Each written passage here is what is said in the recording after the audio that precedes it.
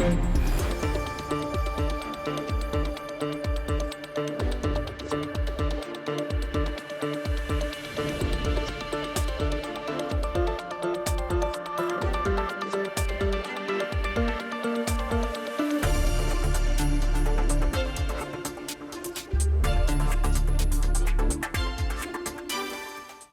सदस्यता रद्द होने की बात बहुत पहले से कयास लगाए जा रहे थे और आज अंततोगत्वा सदस्यता रद्द होने की औपचारिकताएं पूरी हुई है।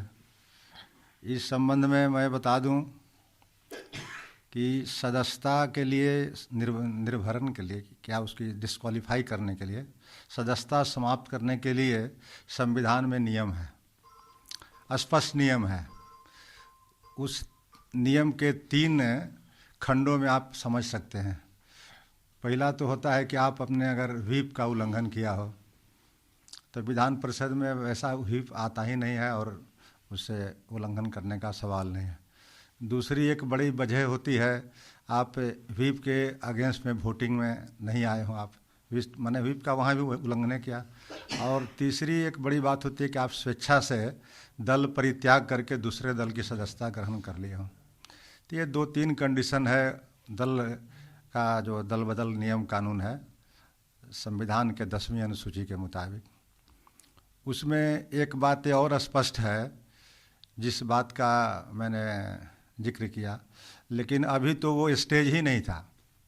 अभी तो जिस आधार पर नोटिस दिया गया था माननीय सुनील जी सदस्य के द्वारा, तो उस नोटिस के जो पारा फॉर्मेलिटी थे या पाराफर्नेलिया जो था, उसकी औपचारिकताएं पूरी नहीं की गई थी।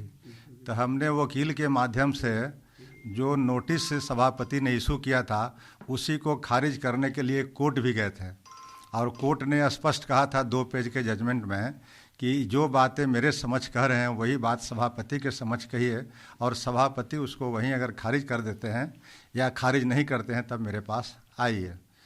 तो वह खारिज करने के बजाय सभापति जी ने उस मामले को आगे बढ़ा दिया। यानी कहने का मतलब है कि सभापति जी ने जो नियम बनाया था दल निर्हरण की सदस्यता के 1994 की जो नियमावली थी विधान परिषद की, उस नियमावली के विपरीत या विरोध में जा कर के उन्होंने ऐसा काम किया कि हमें नोटिस दे दिया। फिर उसके बाद सुनवाई की बात आई तो हमारे वकील ने कहा कि सुनवाई पर मैंने आर्टिकल जो ये है संविधान के 10वीं अनुसूची है उस पर तो मैं बहस बाद में करूँगा, पहले इसको तो निर्णय कीजिए। आप उसके एप्लीकेशन को डिसमिस करते हैं या डिसमिस नहीं करते हैं।